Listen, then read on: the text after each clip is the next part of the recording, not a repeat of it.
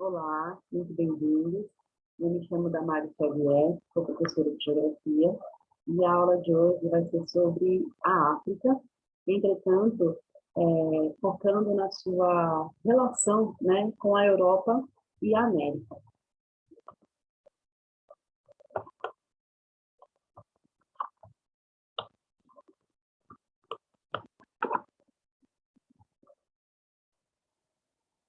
Bom, logo aqui na capa, né, já destaquei os 3 continentes. À direita a gente tem a América, no centro a África, e à esquerda a gente tem a Europa. As relações sociais, culturais e econômicas da África com a Europa, ou desculpa, com a América, iniciaram por uma integração promovida pela Europa. Mas não foi uma integração assim na base da diplomacia, na base da amizade, né? Ninguém chegou na África, nenhum europeu chegou na África falando que queria levar os africanos para conhecer um lugar super legal. Essa integração aconteceu através do tráfico de escravos. As relações entre a África e a Europa são anteriores ao século XV, como muitas pessoas pensam. São anteriores até mesmo aos períodos ao período das guerras púnicas entre Roma e Cartago, que era uma cidade-estado fenícia, localizada no norte da África, em 216 a.C. Aqui eu trouxe uma imagem que não ficou muito boa, para poder ilustrar, né, esse ambiente ali na época de 264 a.C. Ali a gente tem uma cor mais forte, né, um laranja, representando o domínio romano, né, o território onde Roma dominava. E essa parte, essa coloração meio bege, meio mostarda, ela está representando o domínio cartaginês, né? Cartago era uma cidade-estado, né, fenícia. A própria Fenícia ficava localizada no Oriente Médio. E ela tinha essa dominação, né, nessa região que é o norte da África, dominava também ali o sul da Península Ibérica e alguns territórios onde hoje pertence a Roma, como a Sicília, por exemplo.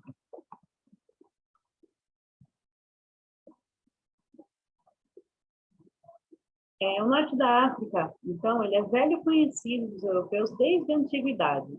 O mar Mediterrâneo interligava o Oriente Médio, o norte da África e a Europa. Então, por um grande período, essas 3 regiões, né, tiveram uma grande interação através do mar Mediterrâneo. Era uma região onde aconteciam batalhas e também onde aconteciam atividades diplomáticas. Seguindo, né, ao longo da história, os navegantes portugueses chegaram na costa da África, na costa ao sul da África subsaariana, no século XV, em busca de novas rotas para a Índia, uma vez que o Império Otomano fechou a porta, né, fechou a rota pelo Mediterrâneo. Então, era assim, quem tinha uma boa relação com o Império Otomano conseguia passar, né? O Império Otomano dominava ali aquela região do Oriente Médio. Então, quem tinha uma boa relação, eles permitiam a passagem da Europa para a Ásia. Mas quem não tinha uma boa relação não podia passar. E um dos casos, né, que não tinha uma boa relação eram os portugueses. Então, para que eles não deixassem de tentar expandir seus comércios, não deixassem de chegar até a Ásia, eles tentaram fazer isso pelo sul do Saara. O tráfico negreiro iniciou no século XV, quando os portugueses instalaram feitorias no litoral do continente africano. Estes mantinham relações diplomáticas com os reinos africanos, o que possibilitava manter o comércio, ao qual incluía a venda de seres humanos. E o que era uma feitoria, né? As feitorias eram estruturas criadas para estocar produtos e dominar o comércio de produtos locais, para a expansão ultramarina. Então, já tinha aquela atividade na África, a partir da Europa, de extrair recursos de lá para poder vender. E funcionavam simultaneamente como mercado, armazém e ponto de apoio à navegação. O tráfico humano, então, surgiu, a princípio, para atender necessidades internas de Portugal e em suas ilhas atlânticas. Em Lisboa, os escravos eram utilizados em serviços urbanos e para a produção de açúcar nas ilhas atlânticas de Açores e Madeira.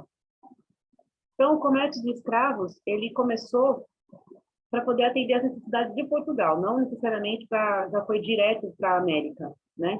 Ela começou partindo da África para a Europa.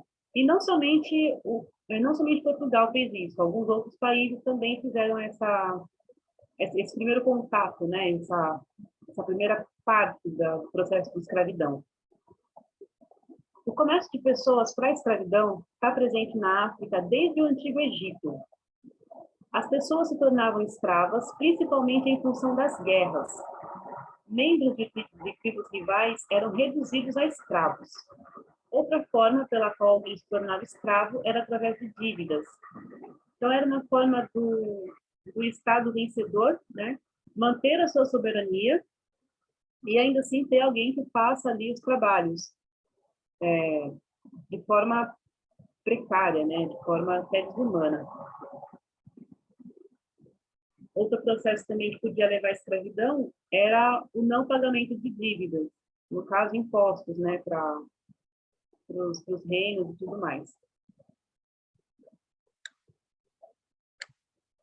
Os traficantes conseguiam os escravos comprando-os, caso fossem prisioneiros de guerra, ou capturando-os por meio de emboscadas realizadas pelos próprios traficantes.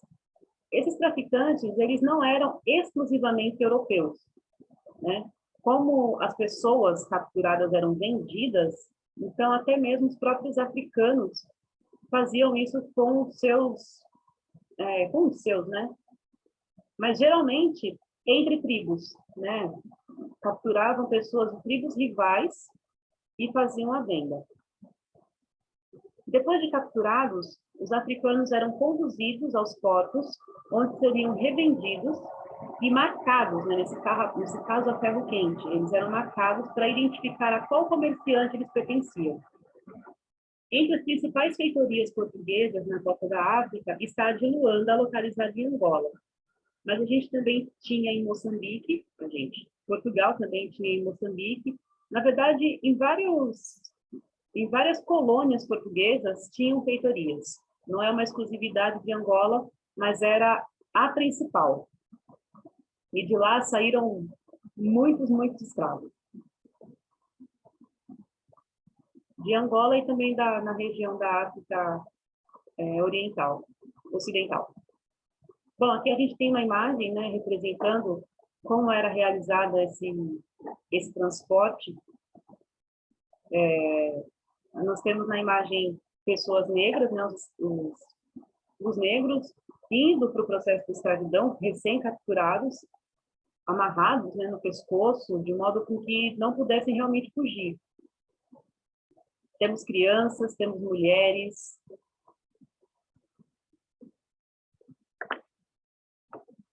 Na América do Sul, ainda no século XV, Portugal já havia alcançado as terras do Novo Mundo, né, como era conhecido, onde também já haviam instalado feitorias. Entretanto, a mão de obra escrava utilizada era indígena, era nativa daquele território.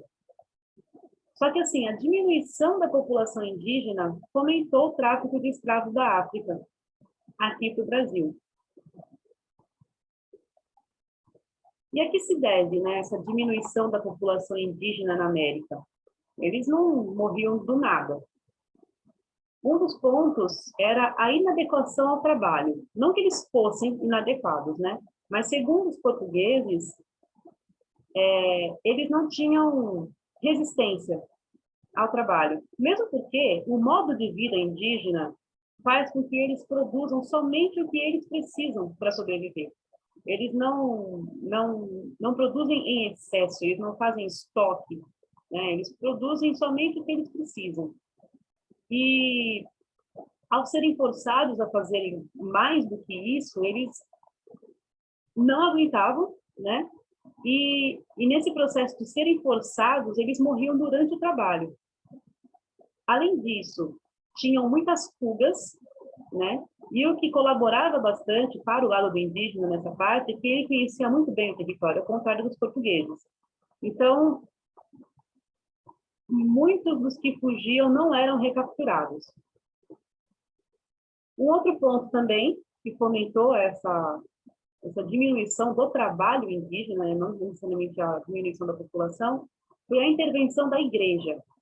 Né? Como sabemos, o berço da igreja está lá para o lado da Europa, da igreja católica. E, segundo a igreja, os índios eles não poderiam ser escravos porque eles eram, como é que eu posso dizer? Eles eram fortes candidatos a serem convertidos. Né? Então, a igreja basicamente falou, não mexe no meu produto. Mais ou menos desse jeito. Então, essa intervenção da igreja também acabou forçando a diminuição, né, da agregação do trabalho indígena nas feitorias aqui da América do Sul. E também mortes por doenças. Os índios, eles não tinham nenhum contato com portugueses, e quando os portugueses chegaram aqui, eles trouxeram todas as doenças que eles poderiam ter trazido. E os indígenas sem anticorpos, né, sem resistência a essas doenças, eles morriam aos montes. Então, esses foram os fatores que diminuíram a população e também fizeram Portugal abandonar, né, a prática do uso de mão de obra indígena no processo de trabalho aqui. No Novo Mundo, à medida que diminuía a população indígena, aumentava a produção açucareira no território e, portanto, aumentava também o uso de alguma mão de obra.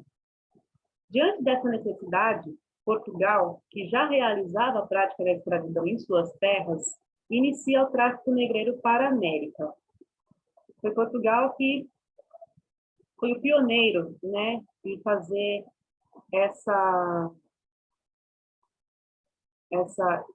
transferência, usando a palavra menos pior de toda a situação, essa transferência dos negros da África em direção à América. Começou com Portugal. Com relação à América do Norte, na América do Norte, mais especificamente as colônias, né, da região dos Estados Unidos, também houve escravização de nativos africanos, impulsionada pela Inglaterra. Ela começou depois de Portugal a fazer isso. Só que antes de consolidar o processo de escravização do negro vindo da África, foi implementado um processo análogo ao da escravidão com o branco pobre, inglês, no caso. O trabalhador branco, utilizado pelo processo de colonização inglês, integrava a camada mais baixa social e era mais suscetível às enganações, né, que eram feitas, e facilmente eram agregados a esse processo em razão da miséria na qual viviam.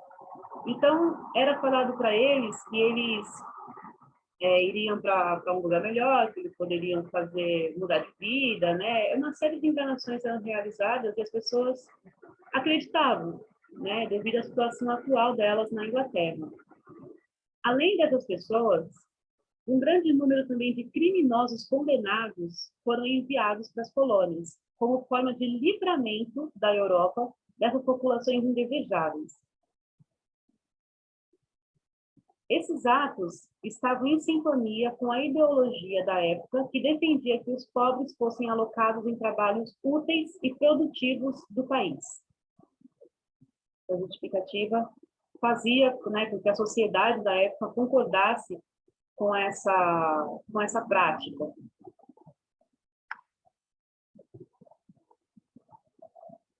E aí, após uma série de abusos identificados, porque passou a ser muito lucrativo, né, fazer essa transferência dos brancos europeus, ingleses, para os Estados Unidos. Tinha uma questão financeira envolvida aí. Então, para que esse comércio continuasse existindo, começou a ocorrer sequestro de crianças, jovens e adultos para inclusão nas colônias. Então, esse ato, né, de você de vender, eles vendiam mesmo, de vender os seus, isso acontecia tanto na África como na Europa. E, de frente a essa série de abusos, a Inglaterra, então, decide abandonar a prática de acúmulo de metais preciosos, né, que era para essa função que eles faziam esse processo, a fim de fazer o quê? Desenvolver a sua indústria, começar a crescer por ela mesma, né, não trazendo metais de outros lugares, usando mão de obra escrava. E para poder realizar esse desenvolvimento com competitividade, era necessário fazer o pagamento de baixos salários. E isso demandava um grande número de trabalhadores disponíveis para poder forçar o pagamento dos baixos salários. O que fez, então, a Inglaterra iniciar um processo de contenção da imigração forçada, né, de trabalhadores para os Estados Unidos. Mesmo porque, se continuassem mandando as pessoas pobres, que precisavam ter algum tipo de salário, para os Estados Unidos, não sobraria ninguém para poder trabalhar, né, e desenvolver a indústria da Inglaterra, no caso.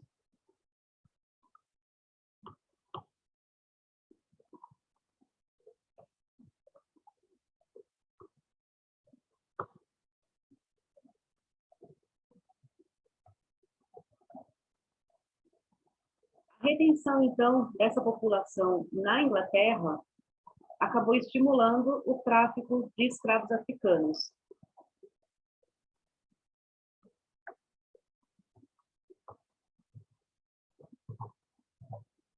A escravidão, então, né, foi a forma com que a Europa estabeleceu uma relação entre a África e a América, através do processo escravagista. E esse episódio desprezível, ele perdurou por mais de 300 anos, foram mais de 3 séculos de escravidão. E a relação advinda dela trouxe consequências e marcou de diversas formas os 3 continentes envolvidos. Aqui na América do Sul, o último país a abolir a escravidão de vez foi o Brasil, né? Forçado pela própria Inglaterra.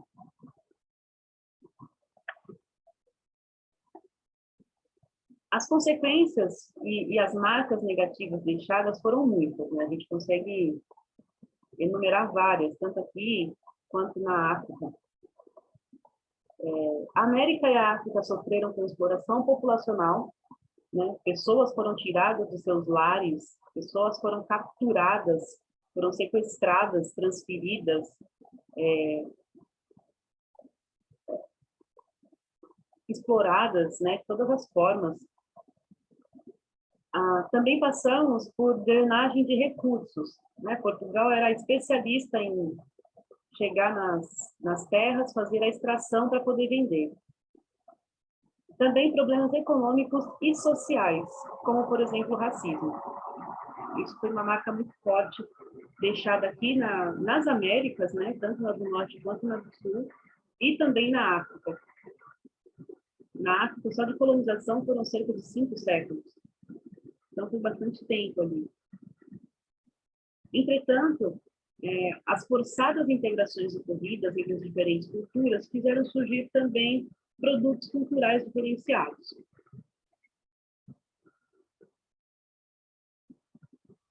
Devido à influência portuguesa, países do continente africano formam o PALOP. Países africanos de língua oficial portuguesa são eles a Guiné-Bissau, São Tomé e Príncipe, Cabo Verde, Angola e Moçambique. São Tomé e Príncipe e Cabo Verde são ilhas, né?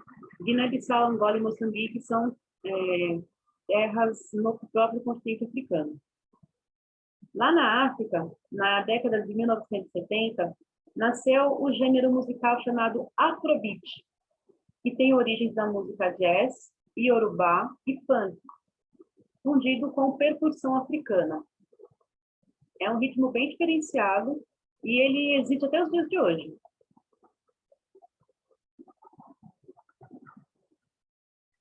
Nos Estados Unidos, a influência gerada foi a partir da colonização da Inglaterra.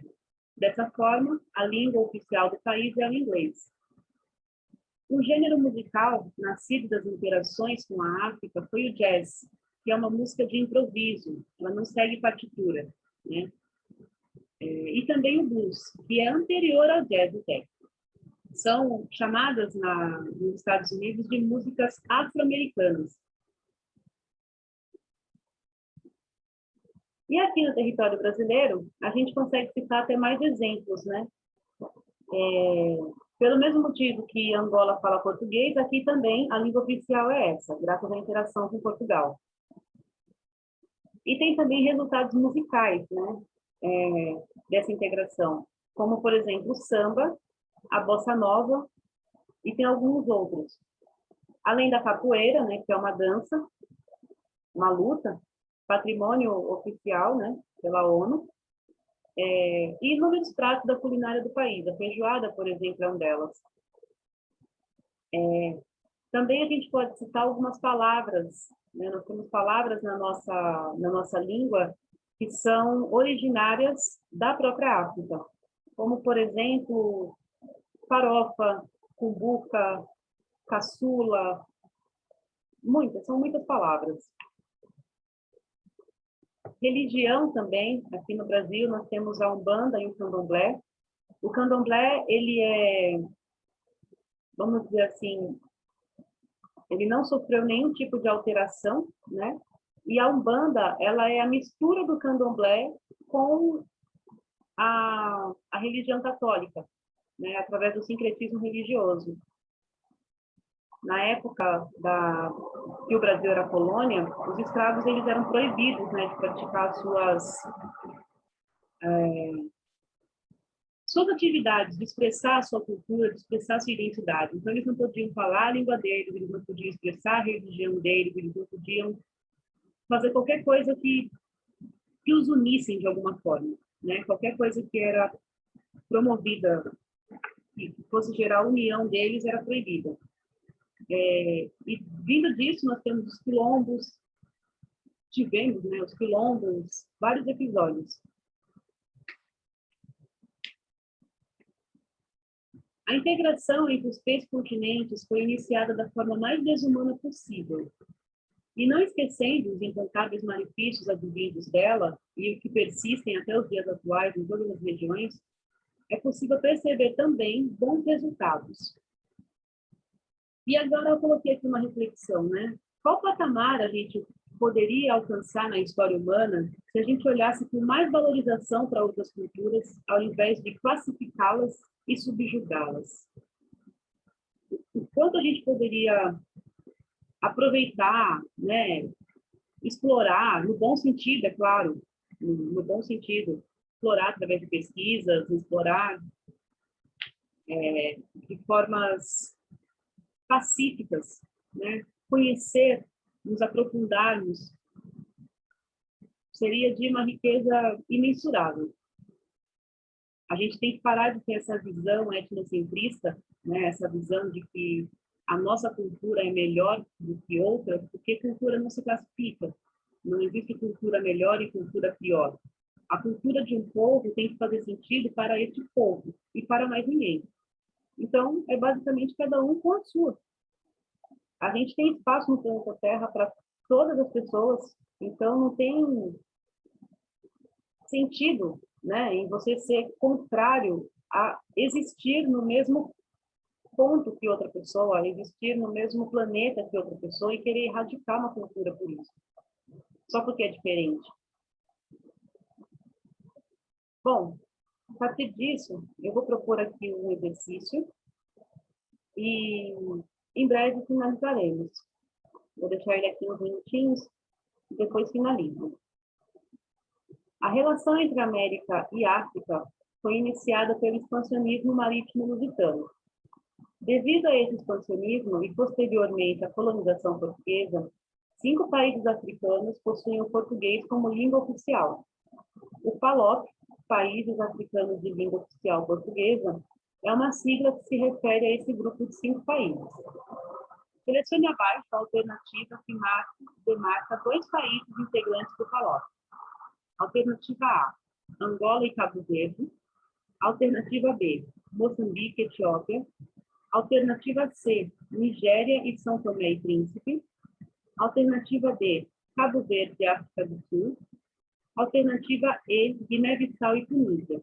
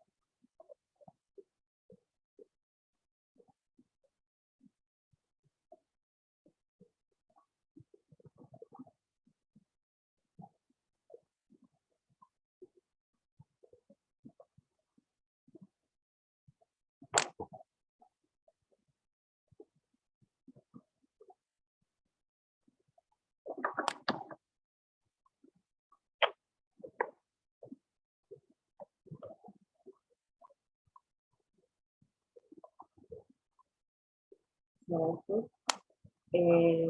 Vou passar aqui agora a resolução do exercício. A alternativa correta desse exercício é a letra A, né? Angola e Cabo Verde, junto com Guiné-Bissau, Moçambique e São Tomé e Príncipe, são os países, né, os 5 países africanos que têm o português como língua oficial e integram o PALOP. Além deles, nós temos outros países aqui no planeta que falam português, como, por exemplo, o Timor-Leste, né, que fica pela região da China, por ali. Certo? Bom, eu espero que essa aula tenha sido produtiva, né, que a gente consiga fazer essa reflexão sobre não querer subjugar culturas e conseguir explorá-las no bom sentido, aprender com elas, né? Cada cultura tem a sua forma de ver o mundo, tem a sua forma de viver. E aprender é sempre bom. Eu espero que essa aula tenha sido produtiva, como eu disse, e a gente se vê na próxima. Muito obrigada e até breve.